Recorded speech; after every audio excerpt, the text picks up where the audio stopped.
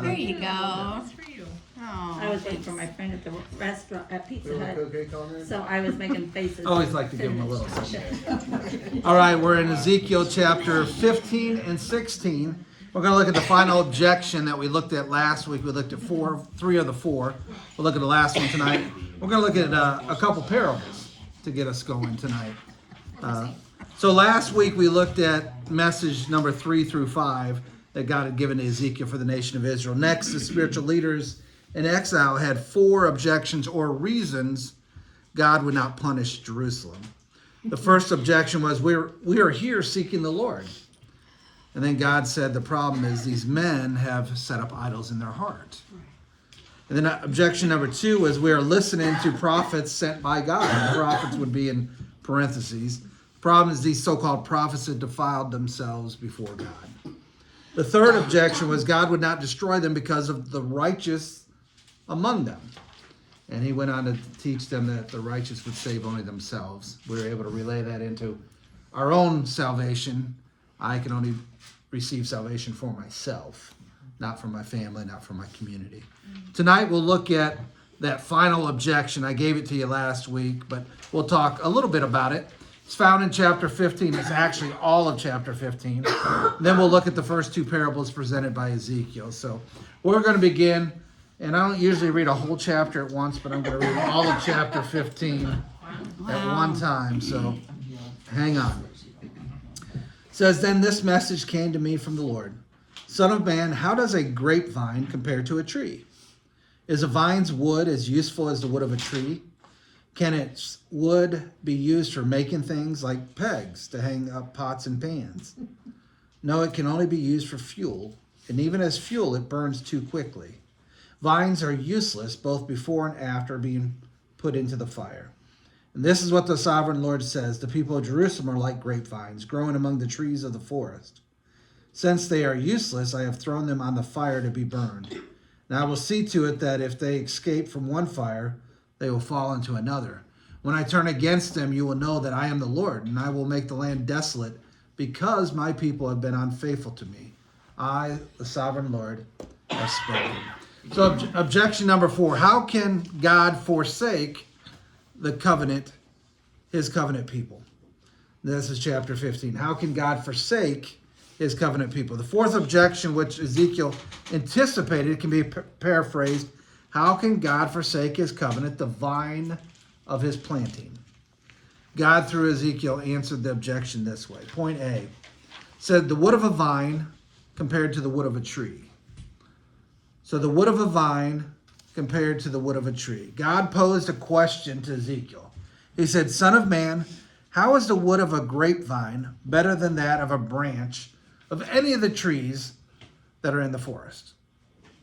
The obvious answer is that apart from its ability to bear fruit, the wood of a tangled vine is inferior to the wood of a tree. Can you imagine building a house out of just vines? It'd be like one of the 3 little pigs, I guess. Instead of hay, it would have been vines, as opposed to using lumber that comes from a tree. God pressed the point by asking 2 additional questions. He said, is wood ever taken from it to make anything useful? I like how he uses like the most rudimentary, the simplest thing. Can you use it to make a peg? To hang your coat on, or your cane, or your whatever. The wood of grapevines is useless as a building material. Its twisting, gnarled branches cannot even be fashioned into a stout peg for hanging pots and pans and such. If the vine by itself was nearly useless, how much more would it be after it had been through the fire? It says it's only good for fuel, but the problem there is it burns up too quickly. So it's not even good for that. The worthlessness of a charred branch with its crooked, blackened ends is pretty obvious to the people here. So point A, the wood of a vine compared to the wood of a tree. Point B, he likened Jerusalem to the wood of the vine. He likened Jerusalem to the wood of the vine. The inhabitants of Jerusalem were like those grapevines. They had been appointed by God as fuel for the fire of judgment. God's face was against them. He was hostile toward them. Once they had escaped the fire, so to speak, when Nebuchadnezzar came against the city in 597 BC, they were not consumed by the fire at that point. But remember, the verse said, if you escape one fire, I'm going to put you right into another fire. So when Jerusalem was in the throes of the ordeal of this judgment, the inhabitants would realize that the true nature of God. Lest there be any mistake about the application here, God declared that he would make the land of Judah a desolation. Such severity was justified because of how the people acted so unfaithfully. Israel thought of herself as the vine of God's blessing.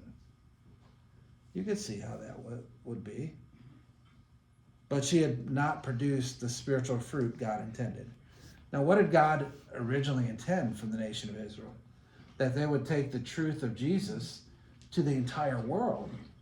Ironically, even today they reject Jesus as the Messiah. And since they rejected Jesus, they open it up to the Gentiles. And we're thankful for that, and that was God's plan all along. But they were supposed to be the spiritual initiators, if you will, for the entire world. But they didn't do that. In fact, Israel had become a wild vine of the forest that had vines expanding in all directions, but with no fruit of any value. Its only use was as fuel for the fire. In the same way, God would treat his people in Jerusalem, just like that. God's judgment was certain. He says, I will set my face against them. They later surrendered to Babylon. They didn't have total destruction, like I said, with Nebuchadnezzar, but God would bring Babylon back to finish the job in the future. They've come out of the fire, but the fire will yet consume them.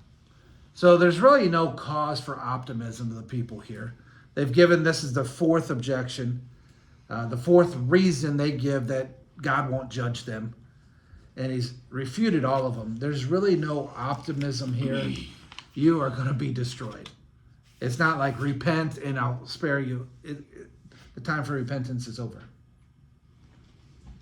And then we move into chapter 16. And if you read chapter 16, it was a very interesting chapter, really. And it was just really cool how it unfolded, I felt. So Roman numeral 2, I've really cut it in chapter 16, not necessarily in half, but as in two parts. A really big part, and then not quite as big a part. But verses 1 through 43, we see the parable of the unfaithful wife. The parable of the unfaithful wife. In this first allegory that Ezekiel uses, he masterfully traces the history of God's people from the earliest days as a nation to Ezekiel's days. He does this in 5 paragraphs, or there's 5 points. The language here is blunt at places. Sometimes could be translated as, it could be received as offensive. No passage, however, underscores more forcefully the filthiness and treachery of spiritual adultery. There's 5 parts of this parable of the unfaithful wife. So to me, it's amazing how he goes through the history of Israel in 5 little paragraphs, 5 points. I took up quite a bit of the outline with him, but it was really cool. Point A, the unwanted child. The unwanted child. Verses 1 through 6. I just wanted to smack him when I read it. I know. It says, Then another message came to me from the Lord. Son of man, confront Jerusalem with her detestable sins. Give her this message from the sovereign Lord. You are nothing but a Canaanite. Your father was an Amorite and your mother a Hittite. On the day you were born, no one cared about you. Your umbilical cord was not cut. You were never washed, rubbed with salt, and wrapped in cloth. No one had the slightest interest in you. No one pitied you or cared for you. On the day you were born, you were unwanted, dumped in a field, and left to die. But I came by and saw you were there, helplessly kicking about in your own blood. As you lay there, I said, live. This is pretty interesting. In this parable, on Jerusalem's unfaithfulness, Ezekiel pictured her as an unwanted child, an unwanted daughter of a mixed union. But Israel's ancestry and birth were in the land of the Canaanites. It says your father was an Amorite and your mother was a Hittite. While Ezekiel had the people of Jerusalem in mind through most of the parable, this beginning seems to allude to the city of Jerusalem. Israel, of course, descended from Shem. We all came from, we originally all came from Adam and Eve. But it was the time of Noah with Shem, Ham, and Japheth. I almost said Shem, Curly, and Mo and Larry. But Mo and I love Curly. They had Shem. I didn't really care for him, but this is Shem. So Israel was a descendant of Shem, but by contrast, Jerusalem, before it was conquered by David, was a Canaanite city. Canaan descended from Ham, not Shem. So the city's early inhabitants were called Jebusites. So there would have been some mixture in there at the very beginning. David took Jerusalem over from the Canaanite people, ended up making it the capital of Israel. Why then did Ezekiel say that Jerusalem's father was an Amorite and a mother a Hittite? Perhaps it was the pagan Jebusites that were associated with and were apparently like the Amorites and Hittites. It suggested because the Jebusites was a mix of Hittites and Amorites. That's in Genesis 10 and Genesis 14. You see a little bit of that. So it's interesting. I never really kind of connected that dot. I didn't realize it, I guess, that when David conquered Jerusalem, it was part of the Canaanite control at that time. So that's interesting. The early beginnings of Jerusalem were like those of an unwanted child. Normally, after a baby is born, the umbilical cord is cut. In biblical times, the newborn was then washed to remove the blood and all the stuff that goes with it. You guys have seen this stuff, unfortunately. And then they are rubbed gently with salt to dry and firm their skin. Then the infant was wrapped in cloth for warmth and covering. But for Jerusalem, these things were not done. No one looked on her with pity or had compassion enough to do any of these things for her. Also, the baby, Jerusalem, was thrown out into an open field, for she was despised. This cruel practice of getting rid of children was prevalent in the ancient world. Unwanted and deformed children were cast out at birth and just left to die. And that's how Jerusalem was. And then Jesus came by, not Jesus, but God came by, saw this little baby, Israel, Jerusalem, and we see point B, we see a beautiful marriage or a covenant relationship is what it really is. That's what marriage is. It's not like we just go down and it's a law-abiding thing and then you have to pay an attorney to get it broke and all that stuff. This is a covenant relationship, just like marriage today is a covenant relationship. Verses 7 through 9, we see this. In verse 7, it says, "And I helped you to thrive like a plant in the field. You grew up and became a beautiful jewel. Your breasts became full and your body hair grew, but you were still naked. And when I passed by again, I saw that you were old enough for love. So I wrapped my cloak around you and to cover your nakedness and declare my marriage vows. I made a covenant with you, says the sovereign Lord, and you became mine. Then I bathed you and washed off blood and rubbed fragrant oils into your skin." And we'll get onto a little bit more of that in a little bit. But the beautiful marriage. The child lived and grew to maturity like a plant of the field. Today we would say, man, you're just growing like a weed. You guys have probably said that, or it's been said about you, man, you're growing like a weed. That's what they're saying about our little baby Israel here. Just growing like a weed. As time went by, this baby grew into a young woman. But yet she was still naked and bare in a destitute state. So verse 8 says, God again passed by Jerusalem and noticed that she was old enough for love. That means that she is in a marriageable age. For me, with my daughters, that's like 35. So they would have been 35 at the time. How are you, everyone? Then God entered into a covenant of marriage with her. And it says he spread the corner of my garment over you to cover your nakedness. I gave you my solemn oath and entered into a covenant with you, and you became mine. Now the symbolic act of spreading the lower part of one's garment over another signified protection and betrothal. We see that from Ruth chapter 3, verse 9. God pledged his fidelity to Jerusalem and took her as his own. The historical event to which this alludes could be the appointment of Jerusalem as Israel's capital and God's dwelling place. That's where God would dwell, in the temple that was built in Jerusalem. It's a pretty strong commitment to one another. I'm going to take you as my own. This is where I will dwell, is right here in Jerusalem. Now, it's interesting. I was thinking about this today, and I've known this for a while, but, the Lord will come back for his bride one day. His bride is the church. Jesus' bride is the church. God's bride is the nation of Israel. And this is a beautiful picture of that covenant relationship. I'm going to take you as my own. I'm going to love you, protect you, provide for you. And we'll see what happens after that.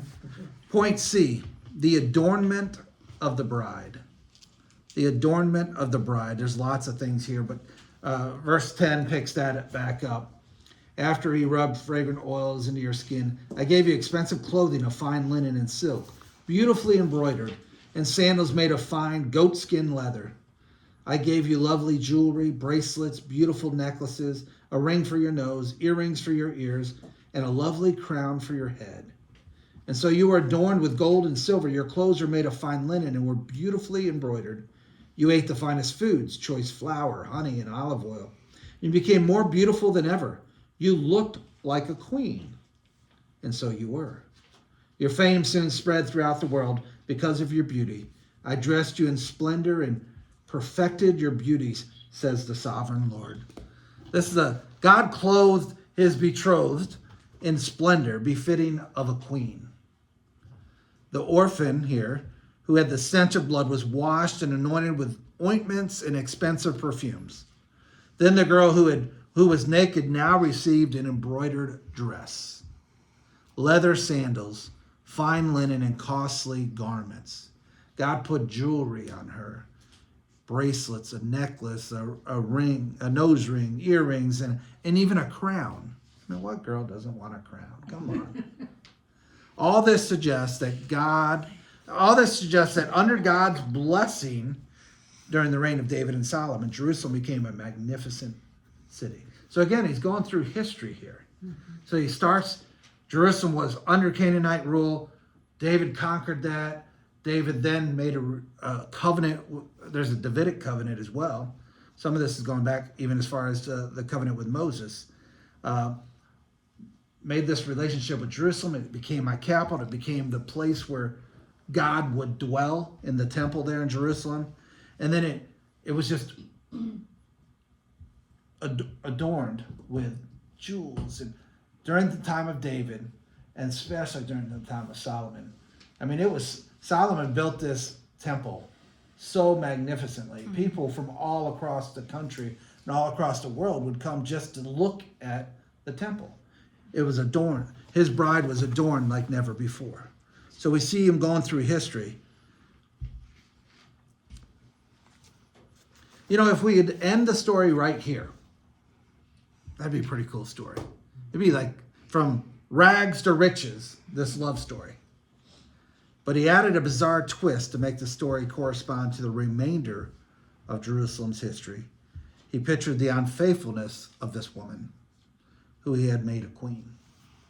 And that's where we'll start in verse 15. It's 15 through 34. It's the biggest chunk of it.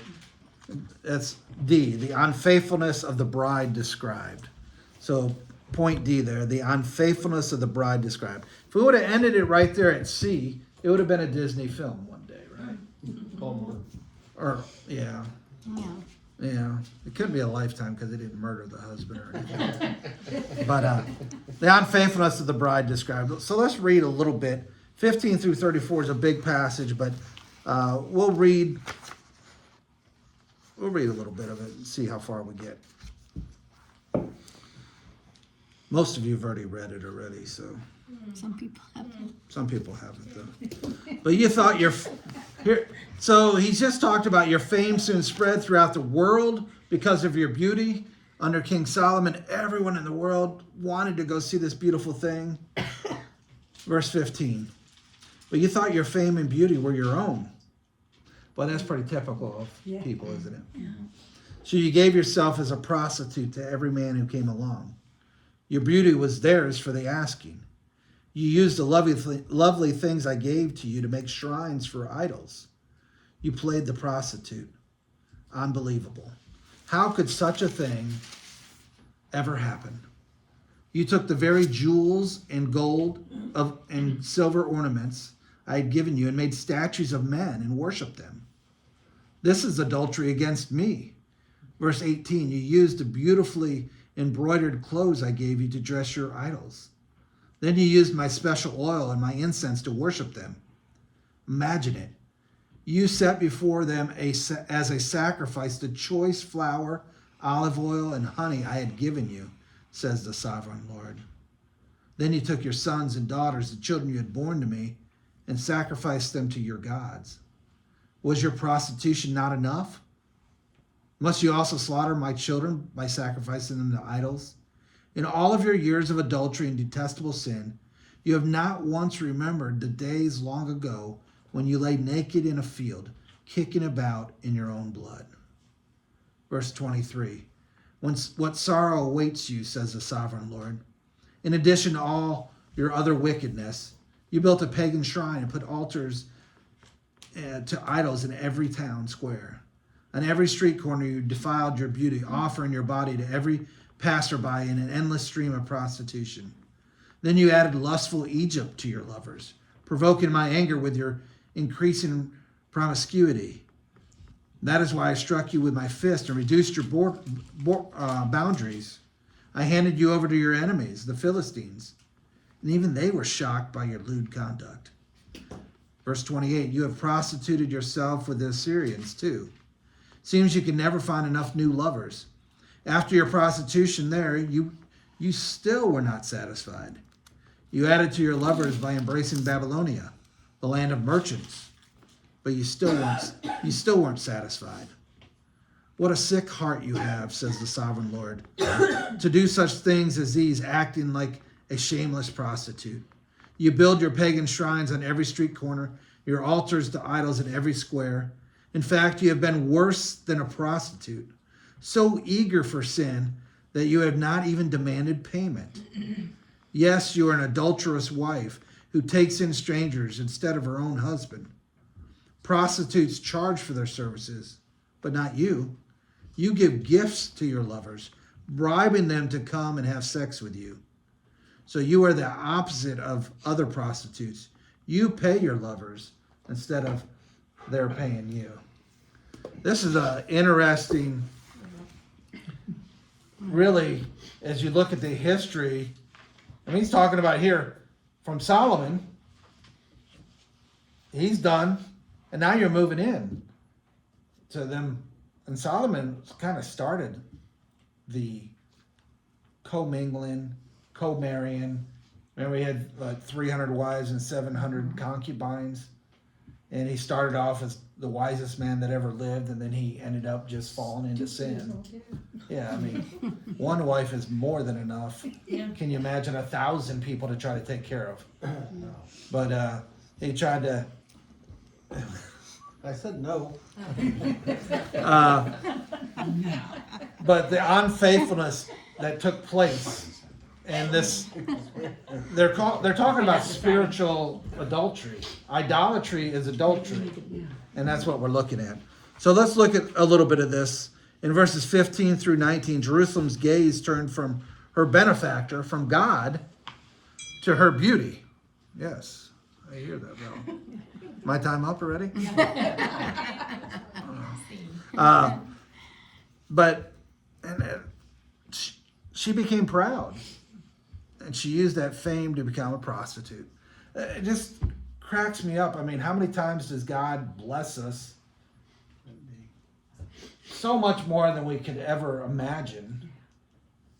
And then we begin to think that we had something to do with it. And how many times, you see this occasionally, more than we'd like to see it. You see a pastor doing beautiful things and God is blessing, and they grow and they grow and they grow, and they begin to think that they had something to do with the growth. And then they begin selling out to other things. That's exactly what's happening with Jerusalem right here, with the nation of Israel. They were blessed by God more than any other nation. Right. And now they think it has something to do with them, and they begin to sell out. Jerusalem forgot the one who had supplied her with wealth, and she turned away from him. Instead, she basked in her own beauty and began to prostitute herself out to other gods.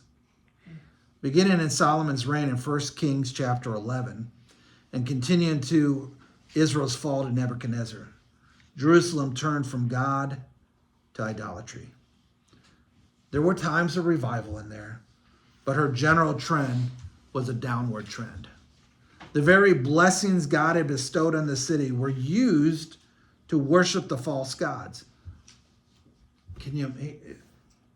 There's like commentary with the version I was reading, like, can you imagine that? And I'm thinking the same thing. Can you imagine that? God has blessed you. You take those blessings and use them to worship other gods. Ezekiel described 8 things that were taking place in her unfaithfulness. Hence, that's going to be number 1 through 8. Number 1, she began to trust in her prosperity. She began to trust in her prosperity. She trusted in her beauty, her material possessions, the prosperity that God had blessed them beyond any other nation. I mean, other nations knew that God was from this nation, that he lived in this nation, that he blessed this nation, that he protected this nation. But they thought they had something to do with all that, their own prosperity. Number 2, she began to associate with other nations. She began to associate with other nations. Some versions don't put it quite as nice as that. It said that she played the harlot. She played the harlot. She was unfaithful to God. She had an affair with every willing passerby.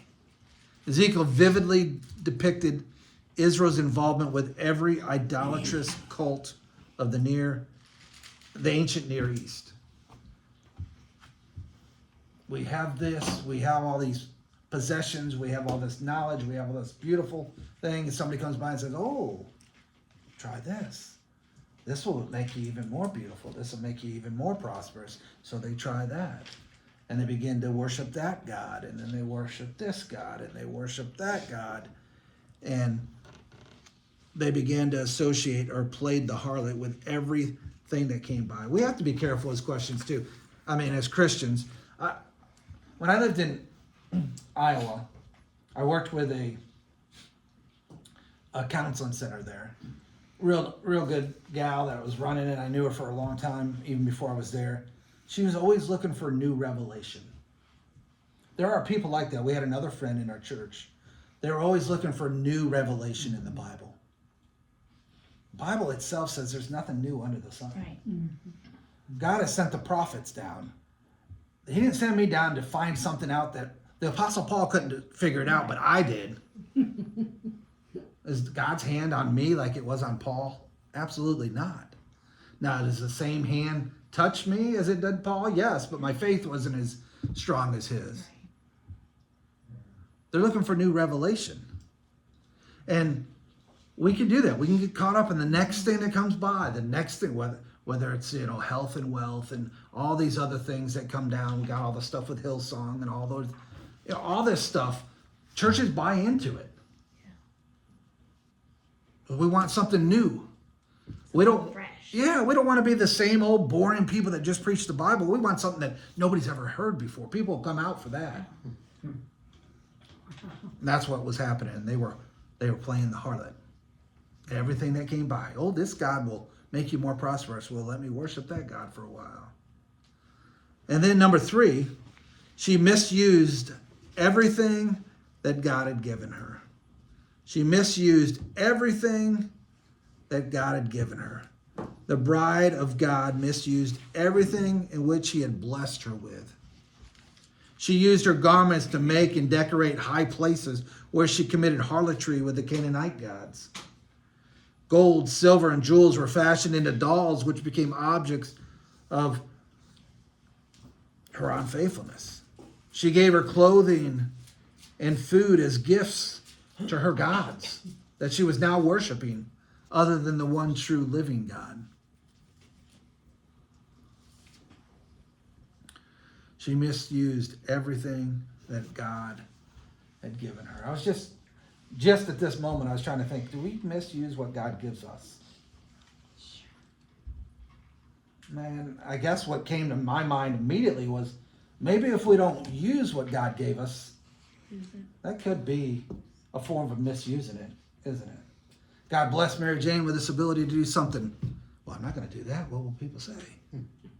What do they think of me? They think, thank God for Mary Jane, because she's going to help us be better. That's what we'd think. Oh, there'll be that person who says, well, she doesn't do it as well as this person did, or as well as that person did. Well, those people are idiots anyway. I'm not going to call any names, but you know who you are. So, but yeah, I mean, those that are critical of other people that serve in the church, they're not helping the church. They're not purifying the church. They're hurting the church. They're squandering what abilities that people are sometimes too afraid to use. God gives us gifts, not to say that we're gifted. He gives us gifts so that we can teach others. And in the process, God will gift them with something as well that can be used to further the ministry. She misused everything that God had given her. Number 4, verses 20 and 21, she sacrificed her children to idols. She sacrificed her children to idols. Jerusalem's unfaithfulness were no light matters. She actually slaughtered God's children and sacrificed them to their false idols. There was some human sacrificing of children that would take place during this time. And Israel would partake in it sometimes. Yeah, exactly. Say that. Symbolic. Yes, exactly. I remember that. I'd read that.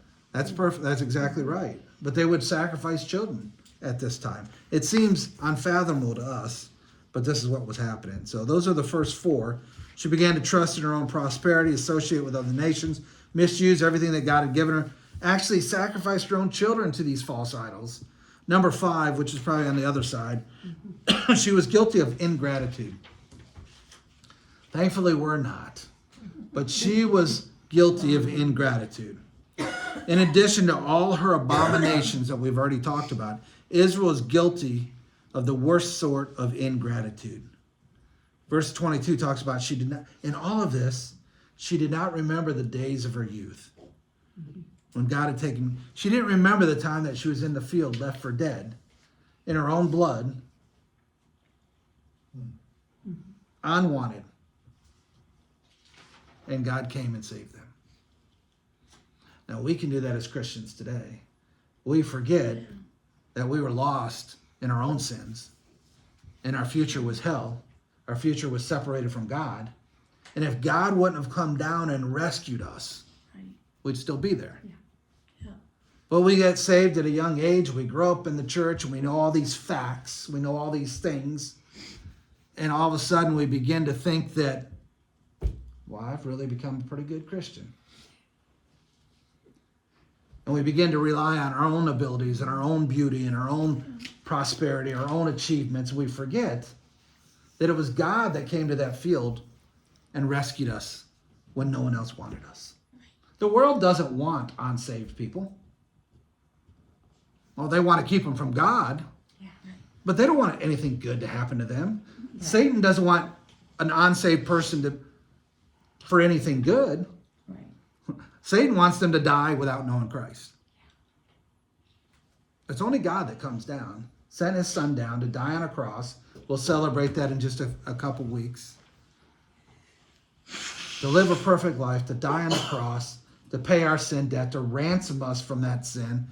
Without them, we would still be in that field left for dead. Yeah. And they forgot that. And they weren't grateful to the God that rescued them. And if we're not careful, pride can creep in. We talked about pride a couple times this month with the men's group. Pride can sneak in and we think all of a sudden we're something special. Yeah.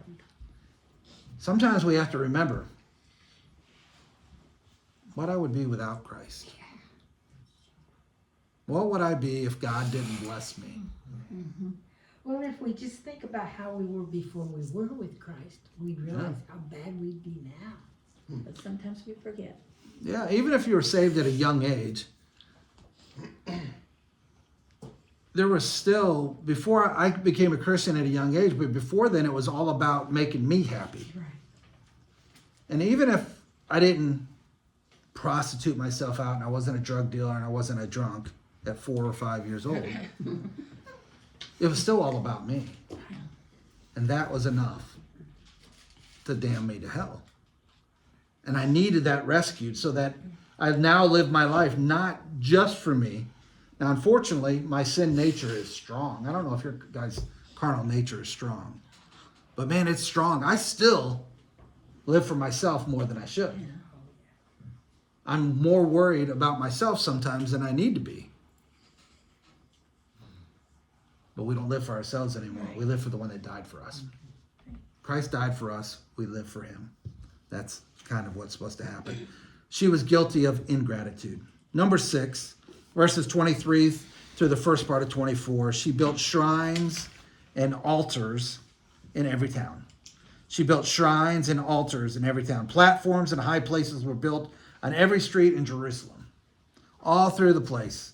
So shrines and altars are the blanks there for number 6. Number 7, she prostituted herself to anyone that would have her. So number 7, she prostituted herself to anyone who would have her. Jerusalem made herself sexually available to every suitor who passed by. First, there was this sensuous Egypt. Then the Assyrians, the Chaldeans, even the godless Philistines. It says they were shocked at the conduct of Jerusalem. Because of her conduct, the unfaithful wife of Yahweh, God, they were under a double woe. God had stretched out his hand against her. He had delivered her into the hand of her enemies. She prostituted herself to anyone that would have her. I find that interesting, or not interesting, terrifying. Right. The Babylonians captured them, and they were appalled by the way they acted. Remember when he had the vision that he went to Jerusalem, and then a lot of Jerusalem would be destroyed, but some of the people from Jerusalem would come back and be exiled to the Babylonians. And it said that when those people come from Jerusalem back to being slaves in Babylonia, the people around would see why God had to punish them by the way they acted. Remember, Jerusalem was all about outward idolatry. The exiles would keep it secrets, but they were doing, in the temple, they were worshiping false gods. Mm-hmm. That even those that didn't know God, even those that worshiped false gods, were appalled by the actions of God's chosen people. To the lack of faithfulness. The Chaldeans were not worshiping the one true God, but they were faithful to their gods. But Israel wasn't. We have to look at that in our own lives at times. If the sinners around us are 100% good with our attitudes and our efforts and our priorities all the time, we probably need to check our own priorities out. They should see there's something different about Terry than there is the lost person that doesn't know God and doesn't care to know God. There has to be a difference. If there's not, we're just like Israel.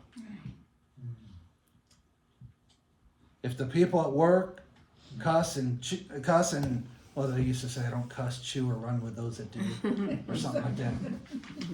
If you're drinking beers and cussing and doing off-color jokes and all that stuff with everyone else, and they don't see a difference about you, you're prostituting yourself out just like Israel was. The world aches for authentic Christians. They want to know Steve's a Christian. He's not better than them. Right. But he serves a God that's worth sacrificing for. And not doing some things in his life. And making God a priority over sports or trips and all this other stuff. God's the top priority. And from that flows the rest of my life. As opposed to squeezing God in with the rest of our life. Yeah. Say that again. The world's ache for Authentic Christians. I mean, the church is known as a bunch of hypocrites. Mm-hmm. That's what people think, oh, I don't go to church. They're just a bunch of hypocrites. Well, all they do is ask for money, and all they do is this, all they do is that. Well, that's true in some areas. And there are hypocrites at church every week. oh, sure. Mm-hmm. What they really want to see, there's something different about these people. They don't just talk the talk. They're walking with God. And when they make mistakes, they make it right. That's what the world wants. Real, true, authentic Christians. Let's look at the last one, number 8 there. She would sleep with anyone except her husband. She would sleep with anyone except her husband. Verses 30 through 34. She had become brazen in this lifestyle of being a harlot. She was willing to sleep with anyone except her husband. She did not commit harlotry for payment like a normal prostitute. In fact, she would pay her lovers to come into her. I haven't been around a lot of prostitutes in my day. Thank you. But they typically will want to be paid. Yeah. Not Israel. This is such a great thing I want to be part of. Why don't I pay you and you come into me? Let me find out about this. Good. God did not stand quietly by while his wife debased herself. He tried to curb her appetite by imposing judgment. He reduced their territory, the land governed by Jerusalem. He took some of that away and gave it over to the Philistines. The Philistines attacked Judah and Jerusalem in the reigns of King Jehoram and King Ahaz. Yet even the Philistines were shocked by Jerusalem's conduct. Israel had become an adulterous wife as well as a prostitute because she preferred strangers to her own husband. She replaced the covenant relationship with God with something of this world. We have to look at that in our own lives as well. What do we allow to replace God in our lives? Well, it's just one weekend, or it's just one day. It's just, I'm not passing judgment. I'm just saying we have to look at our own lives. What do we allow to replace God in our lives?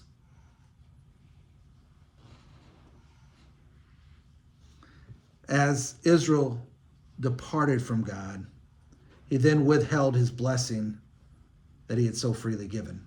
Instead of realizing her sin and returning to the true God. So he took some of the boundaries away. They went into captivity. And instead of returning to God, they sought out still more gods and offered larger bribes to induce those other gods to bless them. Jerusalem was squandering her wealth on things that could not bless them. I found it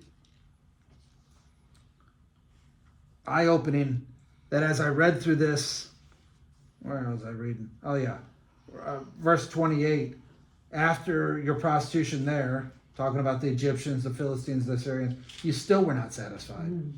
Went to Babylonia, you still weren't satisfied.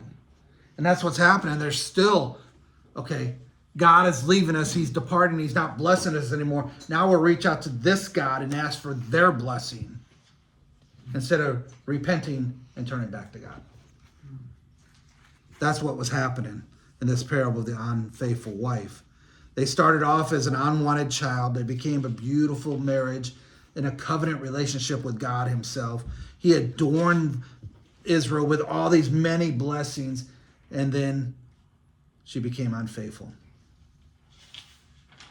And the fifth point, or the fifth section that he covers, is point E. He talks about the punishment of the harlot. Point E, the punishment of the harlot. Verses 35 through 43. Jerusalem had degenerated from queen to a tramp. That'd be the opposite of a Disney show, right? I don't think they're going to show that. No. Her beauty was gone. So she used her few remaining resources to try to bribe others into illicit relationships. God tried to stop her mad rush to destruction, but she refused to heed his warnings. It was now time for God to judge them. So we see number one there. Her executioners were her former lovers. Her executioners were her former lovers. God's judgment on Jerusalem would fit her crime. She had exposed herself to all of her lovers. Now God would use her lovers to destroy her. He would bring the nations against her, strip her in front of them so that they would see all of her nakedness. So Jerusalem would again be defenseless before her enemies as she was before entering into a covenant relationship with God. God said he would punish Jerusalem as women were punished who committed adultery and who shed blood. Now the sentence for adultery in the Old Testament was stoning. Jerusalem's adultery was her idolatry, and the punishment for idolatry was being slain by the sword. God actually employed both means of judgment, stoning and the sword, in Jerusalem's fall. Ezekiel 23:47, that we'll get to later, they will bring a mob against you, who will stone you and hack you to pieces with their swords. That's the punishment for adultery and idolatry. God had said that if a city in Israel became involved in idolatry, its people were to be killed by the sword, and the city was to be burned. After Jerusalem's fall, Babylon did, in fact, burn down her houses and inflict punishment in the sight of many women. So first we see her executioners were her former lovers. You know, you talk about Egypt. Did Egypt take them into captivity? Yeah, go back to Exodus. Yes. Yeah. What other former lover was in there? I mean, Babylonia, we know. The Syrians, Philistines, all these people. God would use the former lovers, the people that she would take on their gods and worship their gods. I'm going to use these people to punish you.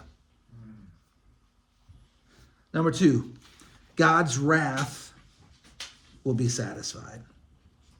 God's wrath will be satisfied. In verse 42, it says, "Then at last my fury against you will be spent, and my jealous anger will subside.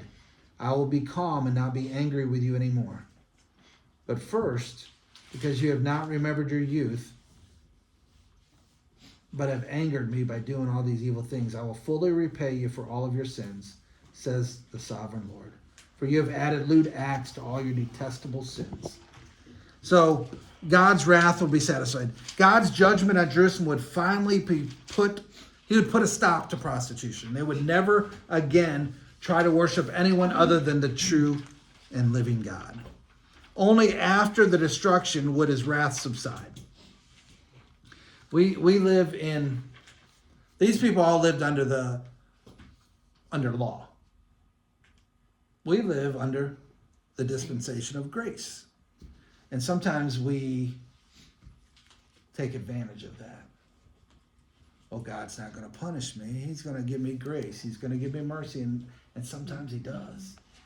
Now we will always, he never not punishes us. He just delays that punishment at times. We'll give an account for everything that goes on in our lives, every thought that we've ever had, every word that we've said, every action. We'll give an account one day. So he's delaying that. But sometimes we think of this grace period that we live in, we're under grace. Well, God's just going to forgive me. And he does, because Jesus paid for that sin. But even if you're forgiven, there's still consequences. Yeah. If a teenage girl gets pregnant and she asks God for forgiveness, she asks the church for forgiveness, she asks that other boy for forgiveness, she can be forgiven, but guess what? She's still pregnant. Mm-hmm. That's still the consequence of her sin. So God can forgive us today, but there's still consequences to the sins. God says, listen, after I punish you, my anger will be done. Mm-hmm. The root cause of Jerusalem's sins was failure to remember the days of her youth.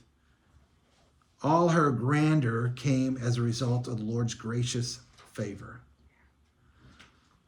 So when she turned from him, she was cutting herself off from the only true source of blessing and enraging the one who had raised her to greatness.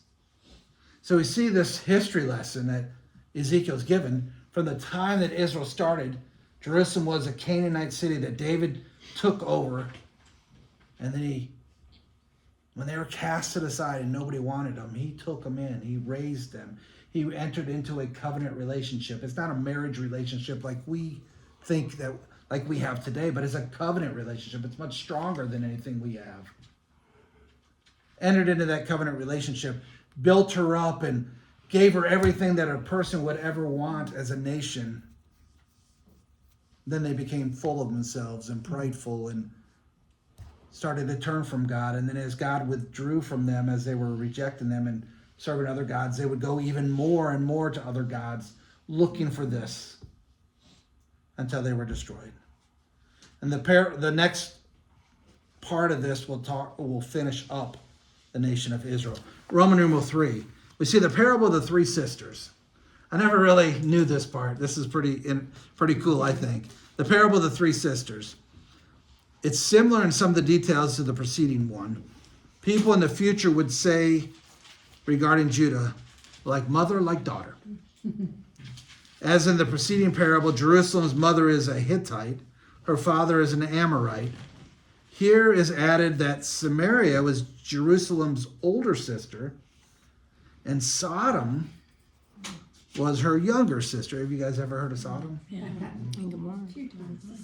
Both the mothers and sisters loathed their husbands and children. The prophet accused Jerusalem of being worse than her two sisters.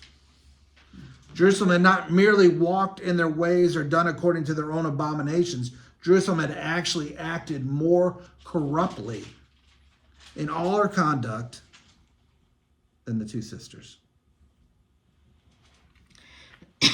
The first part of Ezekiel's parable in verses 1 through 43 that we've already looked at is an analogy between Jerusalem and an adulterous wife.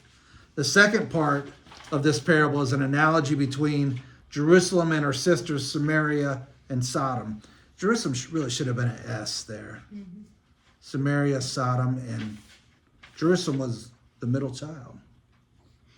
If Jerusalem's wicked sisters received judgment for their sins, how could Jerusalem, who was even more depraved than them, how did they have any hope to escape?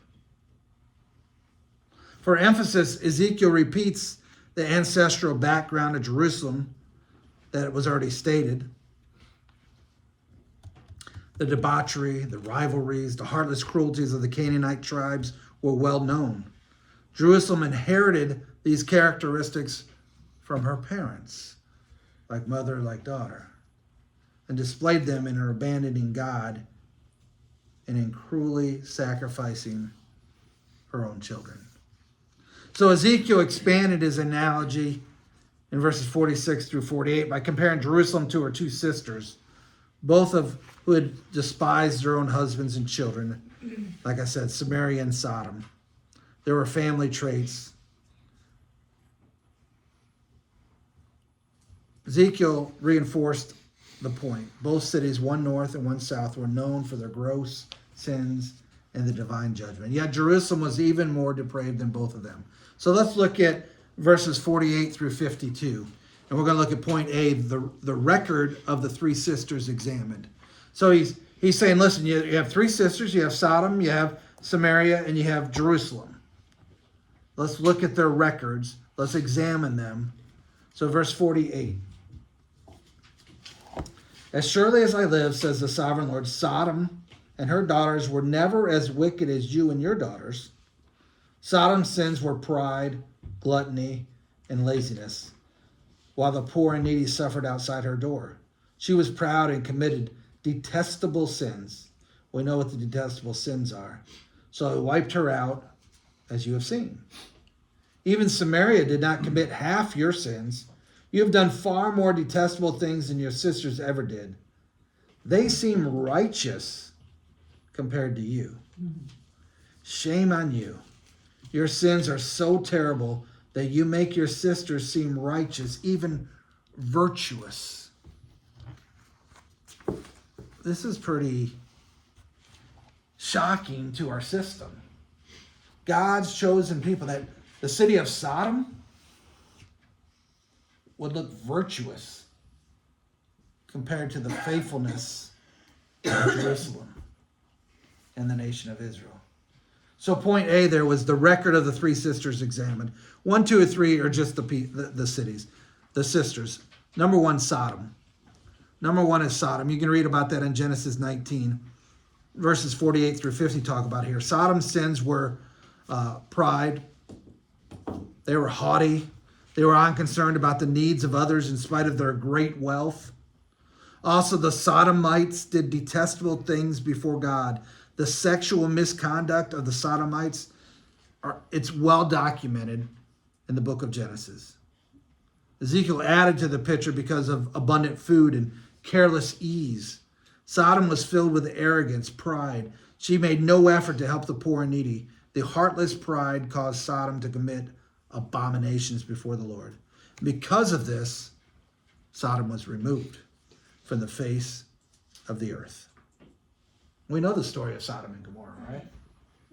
The angels went, and Lot had the angels inside the house with his own daughters.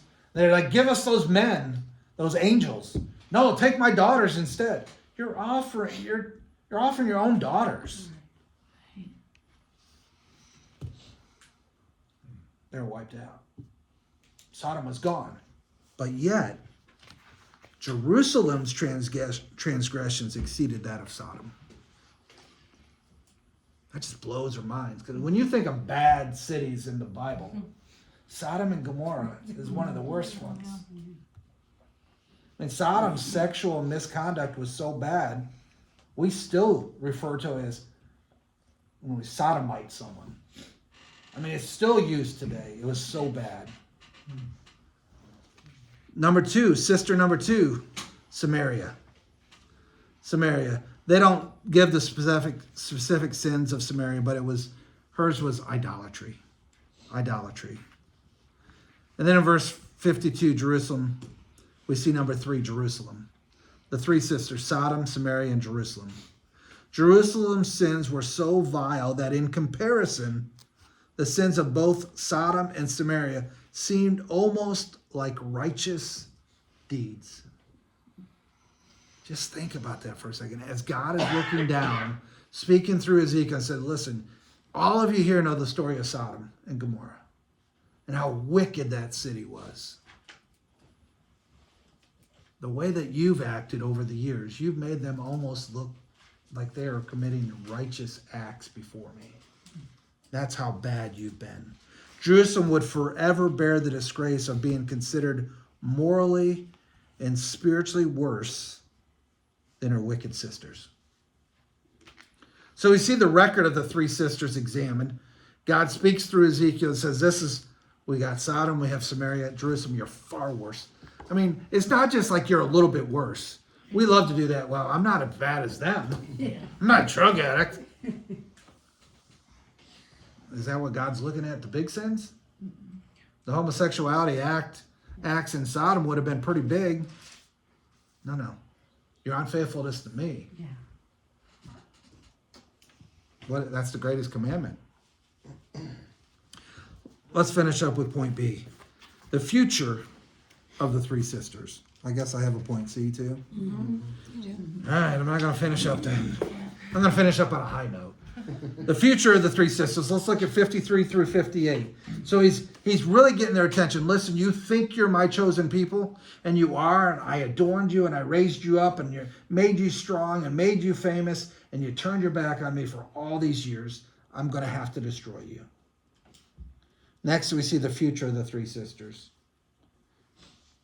But someday, I will restore the fortunes of Sodom and Samaria.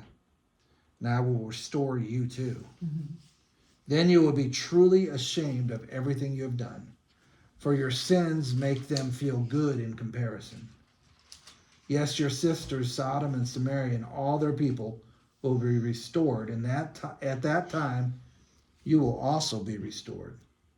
In your proud days you held Sodom in contempt, but now your greater wickedness has been exposed to all the world, and you are the one who is scorned by Edom and all of our neighbors and by Philistine.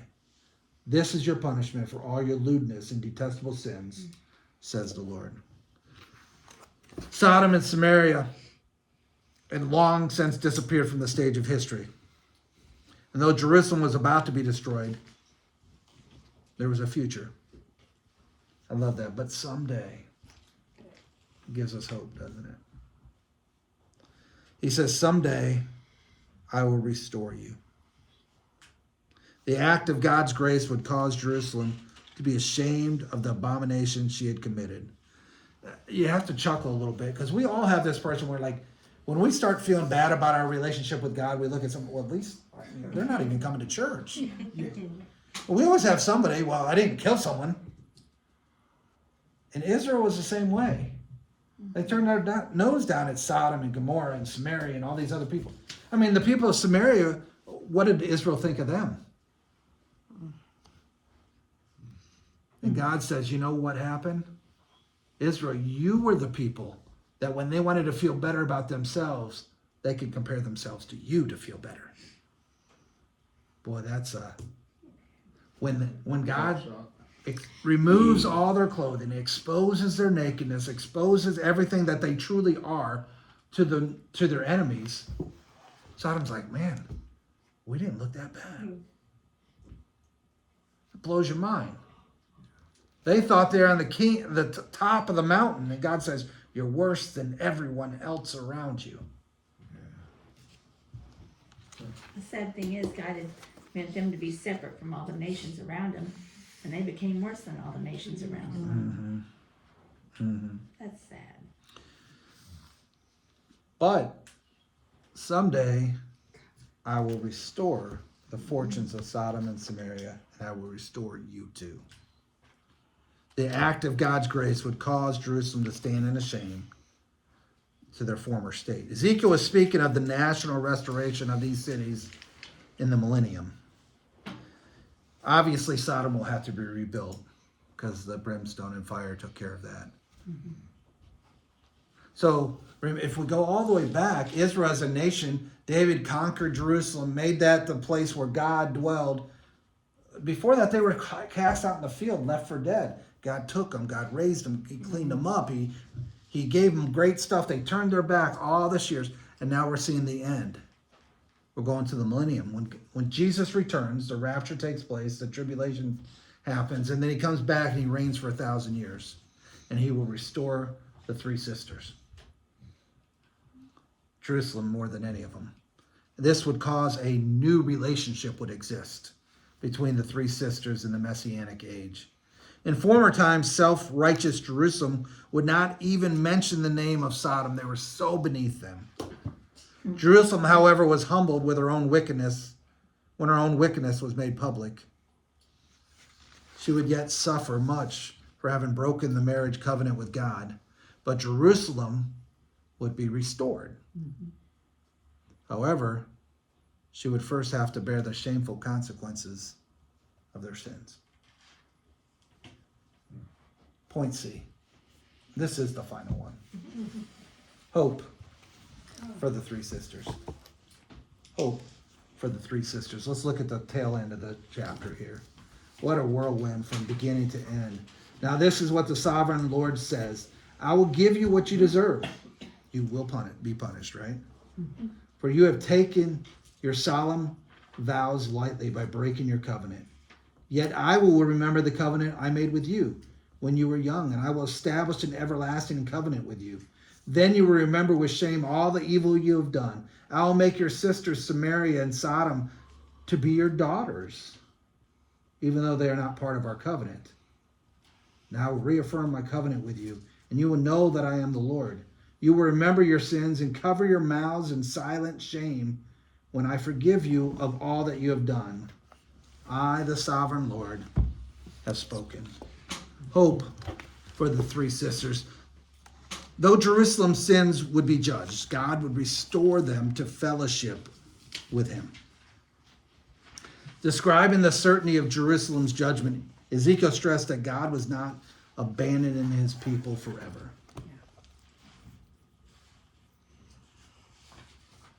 God had entered into a binding covenant with his people, and he would remember it. He would keep it.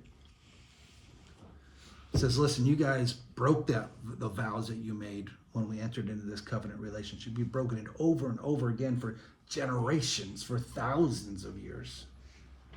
I haven't forgotten it, and I will keep it. This everlasting covenant is the new covenant spoken of by Jeremiah and Ezekiel. I love when he says, now this new covenant, we're going to bring your two sisters into it now. They're not Jews. They're not God's Jews. That's you and I. We've now been grafted into this relationship, this covenant relationship as well, through Jesus Christ. When this everlasting covenant is established, God will also change the relationship between Jerusalem and her restored sisters. They will become her daughters. That is, Jerusalem will assume responsibility for Samaria and Sodom when her kingdom is restored in the millennium. God's covenant here probably refers to the Mosaic covenant established with Israel, which they had broken for centuries. In the millennium, in the 1,000-year reign of Jesus Christ, when God establishes his new covenant, restores Jerusalem, she would know that God is the Lord. Jerusalem's problem had been forgetting God's past deeds, but God's final covenant will correct her problems of the spiritual amnesia that she has. Then God said, when I make atonement for you, you will remember. You'll be ashamed. God's judgment and subsequent restoration would have a humbling effect on her nation. Her problem of pride would be eliminated forever. This is hope. Hope, yeah. The record of the three sisters were examined. Sodom, well documented. Samaria, they were half Jew and half Gentile. They were scorned by the Jews. Jerusalem, you're worse than all of them. Your actions are so wicked toward God that you make them look righteous. But there's a future for these sisters. They will be reestablished.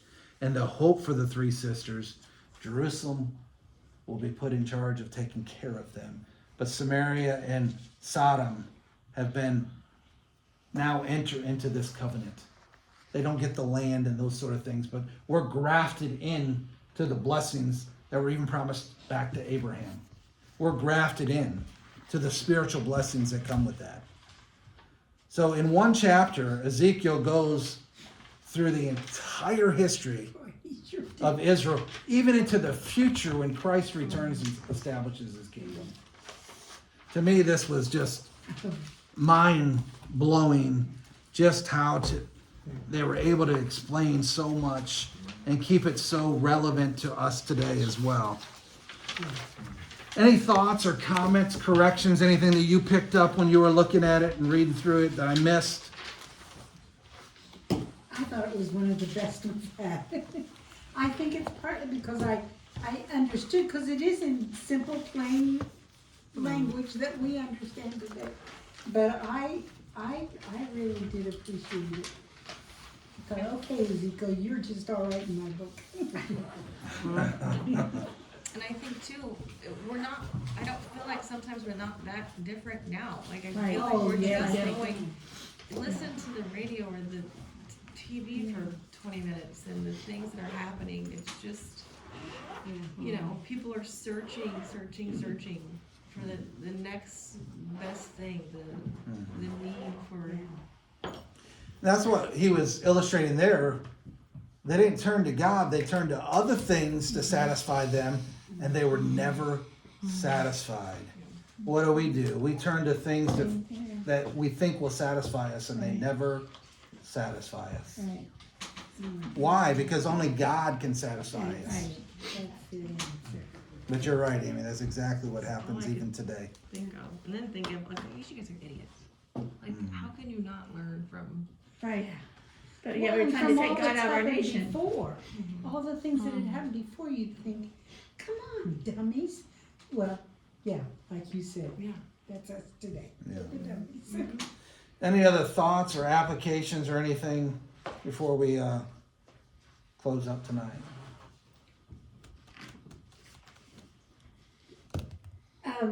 Two of our granddaughters are going on Faith Quest.